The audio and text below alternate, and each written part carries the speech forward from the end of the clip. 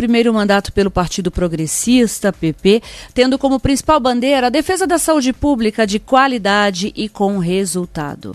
É presidente da Comissão Permanente de Saúde e da Comissão Permanente de Agropecuária e Agronegócio, vice-presidente da Comissão Permanente de Indústria, Comércio e Turismo, idealizador e médico mastologista do projeto Casa Rosa, implantada em 11 de novembro de 2021. A Casa Rosa zerou a fila de espera por consulta com o mastologista, punção e biópsia de mama no Sistema Único de Saúde, o SUS. Desde a inauguração foram feitos 5.426 atendimentos entre primeira consulta e retorno. Também foram realizados por meio do projeto Casa Rosa 1.896 ultrassonografias, 974 mamografias, 850 biópsias, sendo confirmados 106 pacientes com câncer de mama que já foram encaminhadas ao tratamento. O nosso bate-papo de hoje é com o vereador Dr. Vitor Rocha, que vai falar um pouquinho desse primeiro semestre aí de mandato, que tem como objetivo melhorias na saúde pública. Dr. Vitor, bom dia, sempre bem-vindo ao Rádio Livre. Bom dia, Eva, Regina, bom dia, Bernardo, Quartim, Abner, todos que nos assistem aqui na Rádio Livre, né? Como presidente da Comissão da Saúde, né, o senhor tem se dedicado a promover melhorias na saúde pública na capital. O que falar desse primeiro semestre? Eva, nós começamos o ano com a aprovação de uma lei da saúde mental. Então é uma lei que justamente para garantir os serviços que já tinham de saúde mental no município, porque no ano passado a gente teve um momento de turbulência na saúde mental, né, em que as portarias iam ser baixadas, ia ter um desmanche da saúde mental no Brasil, e essa era uma preocupação dos servidores que nos procuraram. Nós fizemos uma audiência pública no final do ano passado e aí chegamos ao desenho dessa lei, então foi construída a muitas mãos. Começamos assim, aprovamos essa lei que foi sancionada.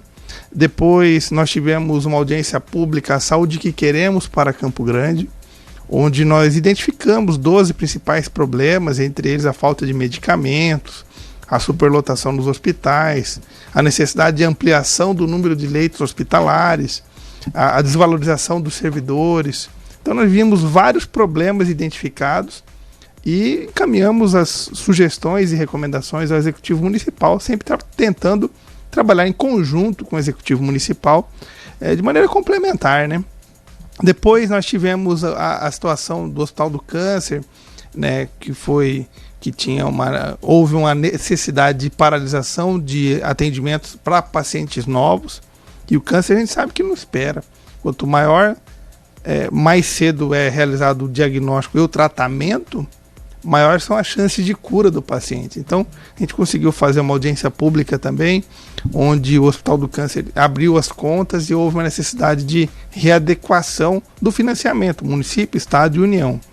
Depois também nós tivemos uma atuação forte em relação ao Hospital São Julião, que chegou num prazo aí de finalizar o contrato de 5 anos e o Executivo não havia ainda realizado a minuta nem para prorrogar. Então existia um grande número de intenções do hospital de produzir mais, fazer mais cirurgias, e não houve esse entendimento nesse momento, mas pelo menos foi assinado um contrato do jeito que era antes, há 5 anos atrás, quer dizer, um contrato defasado para o hospital, né? Onde o hospital você tem as mesmas obrigações, mas imaginam o que a gente recebia há 5 anos atrás, com a inflação, ainda mais depois de uma pandemia, onde uma caixa de luva, uma caixa de máscara custava R$5, R$10. Na pandemia eu cheguei a pagar R$210 na caixinha de luva. Nossa. Então, ou seja, aí depois estabilizou, veio para 100, veio para 80, hoje você compra aí a 40, 50, quer dizer, mas não a 5 e 10 como era na pré-pandemia. Então, o custo hospitalar aumentou bastante. Então, é isso que a gente sempre defende, e a gente vê a cada ano os recursos que o Executivo Municipal vão aumentando. Por exemplo, acabamos de aprovar a LDO do ano que vem, o orçamento de 6,5 bi, 6 bilhões e meio, quer dizer, muito mais do que os 5 desse ano. Então você tem aí a cada ano aumentando a arrecadação do município, sem ter uma contrapartida ou por servidores efetivos ou por em relação ao repasse aos hospitais, que há uma necessidade frequente de ampliação de seus custos, porque chega todo ano, tem a database dos servidores, o hospital tem que bancar aquilo, e da onde vem? Então hoje nós temos muitos hospitais aí no município de Campo Grande que prestam serviço ao Sistema Único de Saúde com contratos subsidiados, vamos dizer assim, subdimensionados, e com necessidade de arrecadação por emenda parlamentar. Então, às vezes, o hospital vai lá, abre mão, consegue com um parlamentar, um deputado federal, estadual, ou senador, ou os próprios vereadores, e a gente faz a emenda para o hospital, aí chega lá, esse recurso demora para ir, ou então, quando vai fragmentado, ou vai com uma... Por exemplo, a Santa Casa, eu falei com a doutora ali na semana passada, ano passado abriu mão de uma emenda parlamentar, que ela ganhou de 400 mil, mas as obrigações que a CESAL impôs para que o hospital recebesse aquela emenda, custaria 800 mil. Quer dizer, como é que o hospital, que tem necessidade financeira, recebe uma emenda parlamentar, vai lá em Brasília solicitar para um deputado federal ou para um senador, e na hora de receber aquela emenda, a CESAL fala, não, esse dinheiro é da média e alta complexidade. A gente sabe que tem metas qualitativas e quantitativas. Tem que ter o bom senso pela Secretaria Municipal de Saúde na tratativa com os hospitais. Então, na verdade, a nossa grande necessidade aí é de melhoria na saúde. Nós, na semana retrasada, eu estive na Unidade Básica de Saúde da família lá do Tarumã. Cheguei lá, nossa, uma situação muito complicada, faltando muito remédio básico, não tinha antibiótico, não tinha nenhum anticonvulsivante, psicotrópicos, que são os remédios de uso contínuo da saúde mental, não tinha nem paracetamol, não tinha, ibuprofeno, que é o básico, né? Amoxicilina, cefalexina, quer dizer, eu tive até o relato de uma médica que teve que comprar 3 frascos de um medicamento, porque a paciente dela, uma criança que tem crise convulsiva direto, aí a mãe chegou, agradeceu aqueles 3 frascos, porque na rede pública não tem, ela falou, mas o que eu vou fazer? Minha filha usa 15 frascos desses por mês. Quer dizer, ali duraria pouco mais de uma semana, ela teria as crises convulsivas da filha dela solucionadas com a medicação. Então a gente sempre cobra o Executivo Municipal no sentido construtivo. Se conseguir comprar remédio, não estou nem falando da situação das escalas médicas. Então, há um mês atrás, houve uma confusão na Secretaria Municipal de Saúde. Eu falo confusão porque parece que o secretário fala uma coisa, a secretária adjunta fala outra, o coordenador de urgência fala outra, o RH fala outra. Eu, pessoalmente, eu participei de 2 reuniões na tal da adequação dos plantões médicos. Não era só médico, era de médico, enfermeiro, técnico de enfermagem, nos UPAs e Centros Regionais de Saúde. Hoje nós temos 10. Para a gente ter uma ideia, quando eu fui secretário adjunto de saúde, nós tínhamos em torno de 1 milhão de consultas por mês. Isso há 10 anos atrás. Que os UPAs faziam, 1 milhão de consultas por ano. No ano passado, essas mesmas unidades fizeram 1 milhão e 400. Ou seja, está mostrando aí enfraquecimento da atenção básica, mesmo falar, mas os números... Não. O número da urgência, por exemplo, quando eu tenho uma atenção básica forte, eu reduzo o número de pacientes de baixa complexidade nas UPAs. E quando eu aumento 40% a mesma rede, quer dizer, tem alguma coisa que está falhando. Os números estão aí. E aí você pega os mesmos profissionais com as mesmas escalas e lá no Sindicato dos Médicos, por exemplo, o coordenador da urgência levou uma escala que era retirar pediatras das UPAs, dos Centros Regionais de Saúde, e diminuir médicos, trocar o plantão, diminuir de 12 horas para 6 horas no período noturno, com a justificativa equivocada, porque eles utilizam para fazer cálculo o sistema IJA. O que é o sistema IJA? O sistema IJA ele só te dá uma informação, que é a hora que abre a ficha. Ou seja, o paciente chegou, abriu a ficha, ele dá 3h40.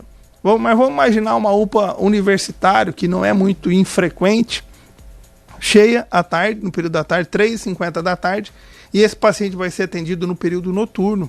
Então o paciente às vezes fica 3, 4 horas esperando uma consulta. Aí a equipe da noite chega às 7 da noite, a equipe médica, e aí começa a atender. Então esse paciente muitas vezes vai ser atendido 8 da noite. E, equivocadamente, na estratégia, na contabilidade, fala, não, nós tivemos 200 consultas de manhã, 250 à tarde, e no período da noite foram só 100. Só que, na verdade, tinha mais 100, 80, 100. Então, se chamar algum médico plantonista aqui que faz plantão nas UPAs, vai falar, doutor, a gente chega no plantão, tem 60, 80 pacientes aguardando do período da tarde, bravos, e ainda achando que a gente fala, vocês estão demorando. Eu falo, não, senhor, eu acabei de entrar na consulta. E aí, na verdade, esses números a gente fez uma justificativa que estavam equivocados para a tomada de decisão. Porque o que eles queriam fazer? Reduzir a escala noturna de médicos. Eu falei, não, isso aí não vai dar certo, porque quem conhece a rede e o sistema IJA sabe que quando eu abro uma ficha do paciente 5, 6 da tarde, na verdade, quem vai atender é o pediatra da noite, que chega às 7 da noite. Então eu tenho várias unidades que eu não tenho pediatra durante o dia. Por exemplo, uma delas é o Tiradentes, a outra Moreninhas, o outro Leblon, a outra a Nova Bahia. Então são postos que têm um grande número de atendimentos, atende mais de 100 mil pessoas no entorno, e não tem pediatras no período de dia, na maioria das vezes, e tem no período noturno. E aquelas fichas, elas vão ser abertas 5, 6 horas da tarde para pediatria no período noturno. E aí vai falar, não, mas a gente atende 40 consultas de pediatria de manhã. Na verdade, foram as fichas que foram realizadas antes das 7 da noite. E o número e na tabela que eles utilizaram, eles compararam assim, das 7 da manhã às 7 da noite, depois das 7 da noite até as 11 da noite, e depois das 11 da noite até as 7 da manhã. Quer dizer, não dá para comparar duas coisas desiguais. Olha, eu tenho um copo de 200 ml e tenho um copo de 800 ml. Vou comparar os dois, esse aqui está vazio, o outro está cheio. Não dá, né? Então, a gente conseguiu, tecnicamente, né, falar, olha, esse número está equivocado, e quem vai sofrer? Se eu tirar médico, enfermeiro, vai ser mais ainda a população. E se eu tirar o acesso à pediatria, e os médicos falaram, não, doutor, não vai ser só corte na pediatria, também na escala de clínica médica. Eles queriam tirar muitos médicos do período noturno, que ficam 12 horas na unidade no período noturno, e para trocar para médico de 6 horas. Então, ou seja, sobrecarregando ainda mais os médicos plantonistas, que no período noturno é normal você ter uma escala um pouco maior, no sentido de para ter um momento de descanso. Como é que o profissional que já trabalhou o dia todo vai trabalhar o outro dia, a noite inteira, e no outro dia ele não tem folga, não tem pós-plantão, porque ele tem que estar no posto de novo.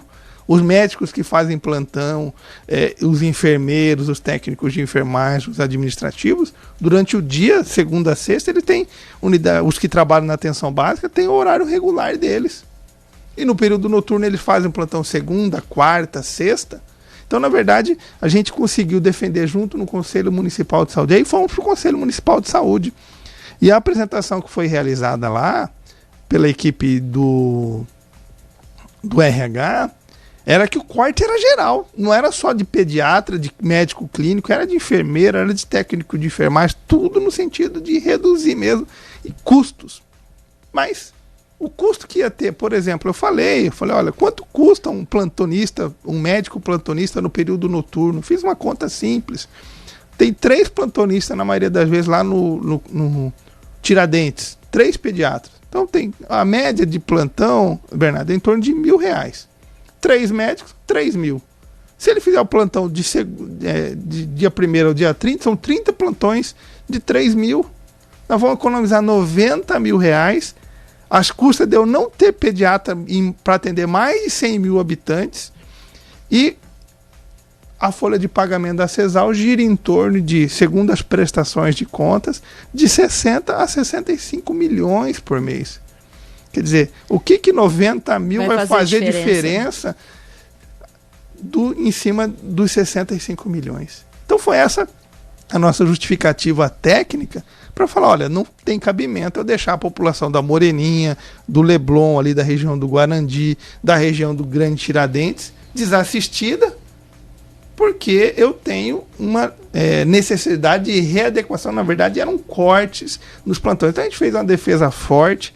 Tivemos juntos com os servidores da saúde, junto com a população, que era só perguntar para as mães, olha, dona Maria, a senhora que mora aqui na região do Tiradentes, quer que tire os pediatras da noite? Eu falo, doutor, mas e aí, 2 horas da manhã, se meu filho passar mal, nem ônibus não tem, eu vou ter que pegar um Uber, vou lá pro Coronel Antonino, vou cruzar a cidade, ou alguém que mora lá na região do Vila Almeida, por exemplo, vai ter que vir lá pro UPA universitário, que houve várias declarações na imprensa do próprio secretário, que ia centralizar o atendimento pediátrico no UPA Coronel Antonino e na UPA universitária. Nós vimos entrevistas, e aí depois ele fez um desafio nos grupos, olha, qual é o papel que eu assinei, que eu vou reduzir as escalas, me mostre. Quer dizer, mas a secretária adjunta ele foi lá no conselho com vários números lá para justificar a redução de plantões.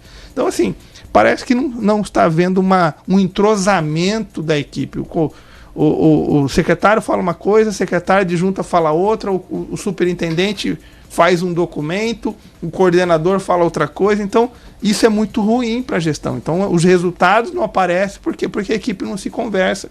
Eu não sei se eles têm um grupo de trabalho como vocês estão aqui, Bernardo, trabalhando o horário de olha, nós vamos fazer isso, dando as diretrizes, porque a gente vê muita gente dentro da saúde querendo fazer política. E a política dentro da saúde chama-se SUS. Então tem que fortalecer as políticas do Sistema Único de Saúde. Para a gente ter uma ideia de empenho, tem hospitais aqui que receberam 5 vezes mais recurso de emenda parlamentar do que a própria CESAL. O que significa isso? E os hospitais com equipe pequenininha, com um diretor, não tem uma equipe. Se a gente for lá na CESAL, vocês já foram lá na CESAL? Vocês viram a quantidade de gente que tem lá na CESAL? Não estou dizendo se é pouco, é muito, mas com certeza mais de 200, 300 pessoas tem lá dentro para fazer a gestão, para fazer a roda andar. Se você for ali no sistema, no outro bloco da regulação, também tem bastante gente. Então, tudo isso trabalhando na parte da gestão. E os resultados precisam aparecer. Então, a gente não tem visto esses resultados, principalmente quando no quesito da medicação. Não estou nem falando das filas de espera, né? O Campo Grande tem mais de 100 mil pessoas na fila de espera, aguardando consultas, exames, cirurgias, né? E a gente sabe que é possível fazer um SUS de qualidade. Então é nesse sentido que a gente tem defendido a gestão da saúde no município de Campo Grande. São 7 horas e 56 minutinhos, nós estamos conversando com o vereador Dr. Vitor Rocha. Tem várias participações por aqui. A Denilce Araújo diz, bom dia, meu vereador Dr. Vitor Rocha. Gabriele diz, bom dia. A Kátia Ferreira Neres diz, excelente trabalho, vereador Dr. Vitor Rocha. A Adriane Rocha diz, reduzir custos justamente na área da saúde é um absurdo, sendo que vem verba federal, estadual e municipal. E ela diz o seguinte, às vezes a mãe não tem R$1 para se deslocar a outro posto de saúde. Garanto que a família deles nunca usaram o SUS. Eles deveriam acompanhar em loco, né, o desespero de uma mãe. Isso é verdade, né? E é triste, né? E a gente vai estar lá para defender a população, para defender os servidores. Se a gestão entrar, né, na estratégia, olha, eu vou atender bem a população, eu vou fazer os mutirões para reduzir filas de espera, vou fazer uma força-tarefa para comprar amoxicilina. Não tem amoxicilina xarope, não tem cefalexina xarope, não tem amoxicilina comprimido. Muitas vezes falta azitromicina, paracetamol. Dipirona, por exemplo, eu estava num posto que atende 14 mil pessoas. Tinham duas caixinhas assim, com dipirona. Aí eu perguntei para a atendente, lá que estava na forma, falou, doutor, de vez em quando, na maioria das vezes falta, porque só tem essas 2 caixinhas. Quer dizer, para atender 14 mil pessoas, sem brincadeira, não tinha 100 frascos de dipirona. E o atendimento sendo realizado, né? Existe uma média de atendimentos, doutor, que são realizados pelo Sistema Municipal de Saúde, de atendimentos ali nos postos de saúde? Tem, a CESAL tem todo um controle de número de atendimentos. Regiões mais densas? Tem todo esse controle. Na coordenação de urgência, quando nós trabalhamos lá, nós temos o atendimento diário e mensal e anual por unidade de saúde. Então você consegue fazer uma previsão, por exemplo, que o UPA Coronel Antonino atende um grande número de pacientes em relação ao Vila Almeida. Então nós temos esses números e é fácil planejar e atuar de maneira preventiva, evitando problemas. Tem uma resposta aqui, o pessoal lá da assessoria de imprensa da CESAL, né? O Michel tá mandando aqui pra gente, Atualmente o estoque de medicamentos do município está aproximadamente 85% abastecido. Existem faltas pontuais em razão da indisponibilidade do produto e matéria-prima no mercado, atraso na entrega por parte do fornecedor e entraves burocráticos no processo de licitação. Dos cerca de 300 medicamentos disponibilizados pelo SUS, apenas 18 estão em falta nesse momento. A amoxicilina não está em falta, ele diz, e aí ele mandou aqui uma relação de medicamentos que estão em falta. Obrigada, Michel, tá aí a resposta da assessoria de imprensa da CESAL. E o que a gente tem visto também na imprensa é essa questão de paralisação de serviços nos hospitais, né? São Julião, do Hospital de Câncer, Alfredo Abraão, Santa Casa. O que está acontecendo com esses contratos, doutor? Na verdade, a gente precisa conversar, dialogar melhor com os hospitais e chegar a um denominador comum. A gestão é plena, o município de Campo Grande tem gestão plena de saúde. Então, a gestão plena de saúde significa o quê? Ele que administra os recursos municipais, estaduais e federais.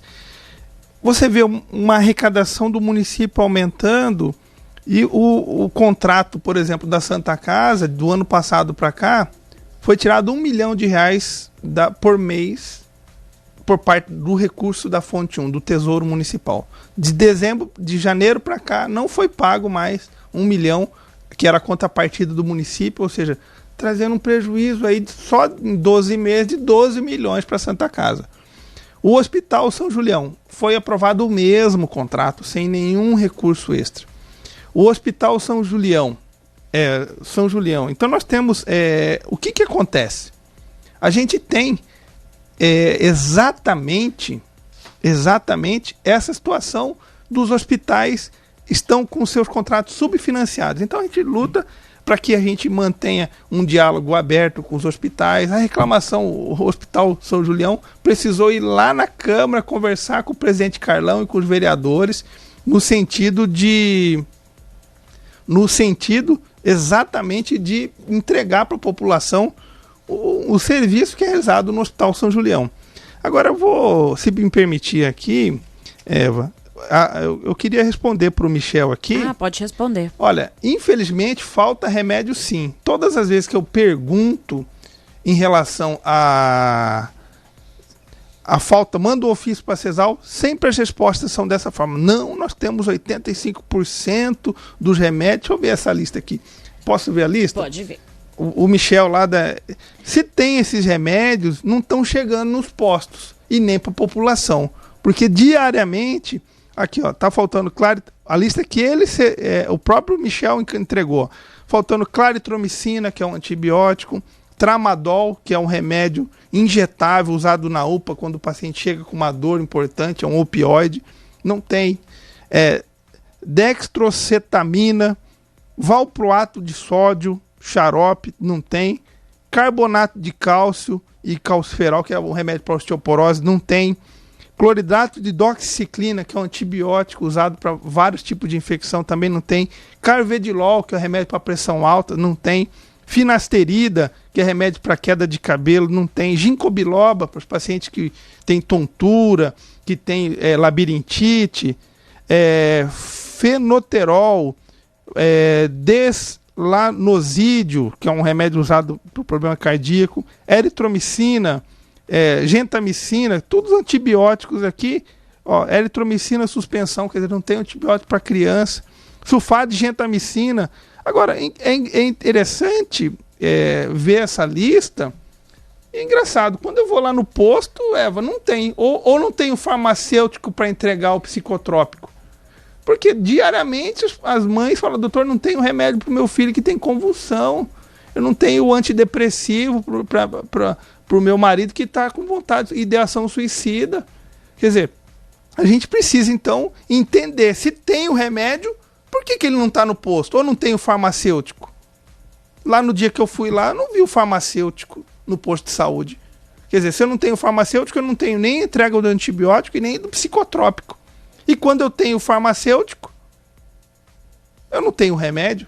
E aí você pede a lista, essa lista, não sei se está no almoxerifado, porque no mês retrasado, quando eu fui lá no almoxerifado, deu tristeza de ver, tinha uma caixinha de benzetacil, não tinha azitromicina, não tinha cefalexina, não tinha amoxicilina xarope, suspensão. Eu quero ir no posto hoje para ver se só está faltando isso daí.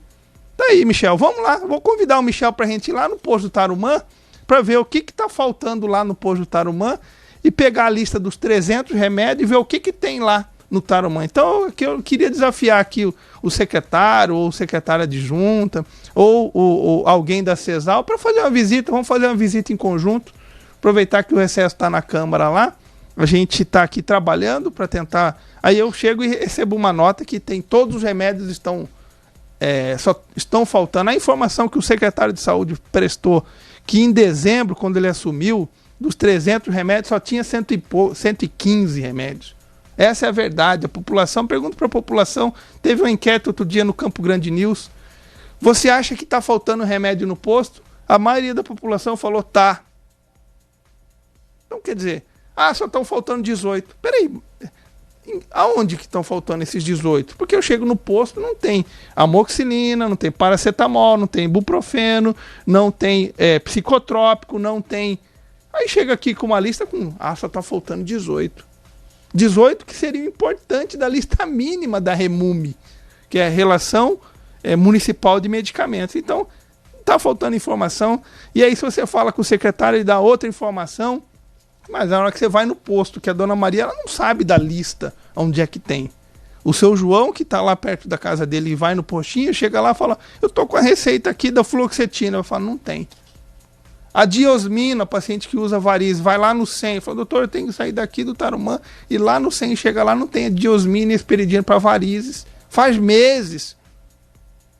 Então eu não estou entendendo essa conta. Toda vez eles rebatem, eu mando um ofício, falo, não, tem um monte de remédio. Aí eu vou na farmácia central, não tenho remédio. Aí eu vou no posto, não tenho remédio. E na lista deles, não, nós já temos 85% do que teria que ter 100%. Então é muito complicado essa situação.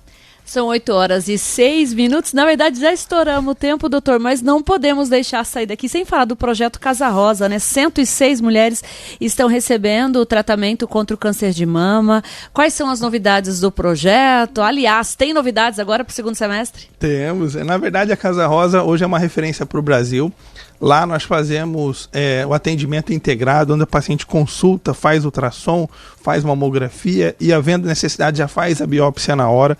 E a gente consegue entregar essa biópsia pronta para o paciente em 2 semanas. Não fica nessa fila de espera gigante, né? Nós conseguimos zerar a fila de mastologia, porque nós tínhamos 120 vagas por mês em novembro de 2021, quando a Casa Rosa foi criada, e tinham 1.040 pacientes aguardando uma consulta. Então, só para consulta, a paciente demorava 9 meses, de 8 a 9 meses, para chegar no mastologista. Chegava no mastologista, ele pedia ultrassom, tinham 2.000 pacientes na fila.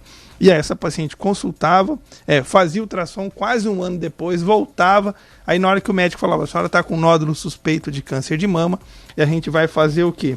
A gente fala da importância de fazer a biópsia. Aí Campo Grande fazia 2 anos que não tinha prestador para fazer biópsia, nem de punção e nem de biópsia. E aí o que acontecia? A paciente ficava lá numa fila que não andava. Então, em novembro de 2021, nós tínhamos 300 mulheres aguardando na fila para fazer a tal da biópsia. E aí nós montamos o projeto da Casa Rosa, que é uma parceria com a Maternidade Cândido Mariano. E nós tivemos a primeira emenda parlamentar do deputado federal Dagoberto Nogueira, com o apoio da Câmara de Vereadores, presidente Carlão, todos os vereadores. Também tivemos uma emenda parlamentar do deputado Paulo Duarte, na então deputada federal Tereza Cristina, depois agora da Camila Jara, a deputada federal Camila Jara, agora do Beto Pereira também. Então, ou seja, são parlamentares que viram a importância do projeto da Casa Rosa fazendo a diferença na vida das pessoas.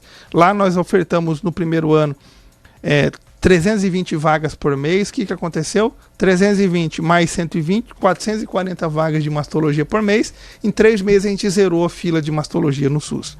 E as filas da biópsia, nós começamos a fazer 10 biópsias por dia. Nós atendíamos 2 vezes a semana. O que aconteceu?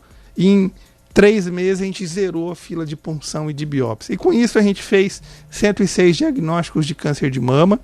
do câncer de mama é o câncer mais frequente na mulher. No Brasil são esperados mais de 76 mil casos novos, aproximadamente por ano no Brasil, e aproximadamente 16 mil óbitos em função do diagnóstico tardio da doença metastática do câncer de mama. É uma doença curável. Quando você faz diagnóstico de tumores abaixo de 2 centímetros, as chances de cura são mais de 90% a 95%.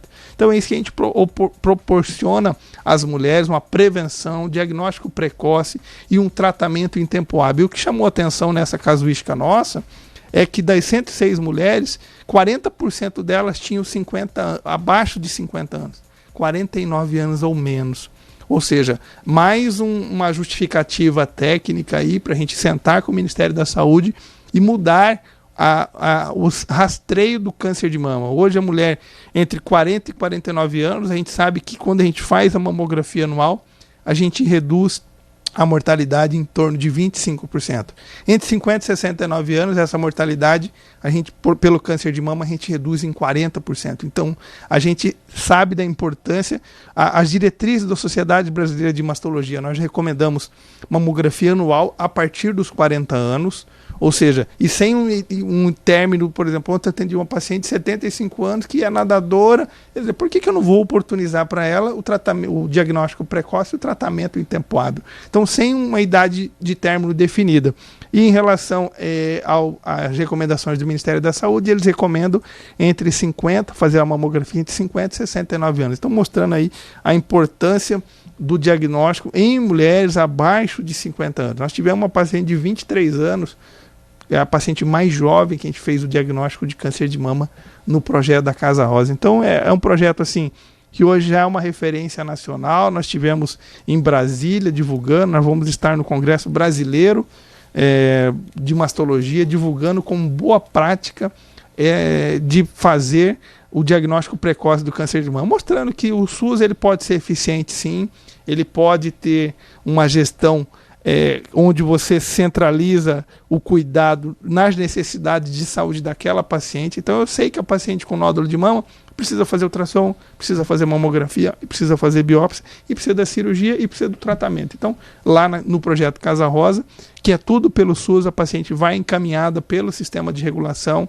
Então o caminho para entrar no projeto Casa Rosa é ir no postinho de saúde, levar algum exame alterado da mama, ultrassom, mamografia, ou pedir a sua prevenção, e se tiver alguma alteração, ela vai encaminhada para o ambulatório de mastologia do Dr. Vitor Rocha, na maternidade Cândido Mariano. E a gente está lá para atender, para fazer o melhor trabalho possível. A gente quer ampliar no cuidado da saúde da mulher. Nós vamos ter novidade para o segundo semestre aí em relação à saúde do homem. Tem um projeto da Casa Azul para fazer também o rastreamento, ajudar os homens aí ao autocuidado, principalmente no rastreamento do câncer de próstata, que é o mais frequente. A gente precisa primeiro resolver os problemas mais emergenciais, depois a gente faz os cuidados. Então é isso que a gente tenta fazer lá. Nós temos uma equipe multiprofissional com psicólogo, assistente social, enfermeiro, a equipe da recepção, a equipe da radiologia, a equipe da mastologia, a equipe de enfermagem. Então, a gente tenta buscar um atendimento integral ali no projeto da Casa Rosa. 8 horas e 12 minutinhos, estouramos nosso horário, tem várias participações, não vai dar tempo de ler todas. A Denilce diz, projeto abençoado por Deus. A Marilyn diz, projeto Casa Rosa funciona de verdade, parabéns. A Kátia está dizendo, o projeto Casa Rosa é uma realidade maravilhosa que vem salvando vidas. A Gabriele está dizendo, Casa Rosa fazendo a diferença na saúde das mulheres sul-mato-grossenses e projeto de referência para todo o país. Galera, muito obrigada pela participação de todos vocês aqui em nosso canal do YouTube. Dr. Vitor Rocha, muito obrigada. Tinha muito mais assuntos aqui para a gente falar, mas nosso tempo estourou. Muito obrigada. Tenha um ótimo dia. Eu que agradeço a oportunidade, Eva. E eu vou deixar só o nosso endereço do Instagram. Pode ser? drvictor.rocha, drvictor, com c.rocha. É o nosso Instagram. Então, se alguém precisar entrar em contato com a gente, é um meio fácil aí para... A gente também está na Câmara toda semana, lá na Câmara de Vereadores. Então a gente está aí na Casa Rosa também toda semana.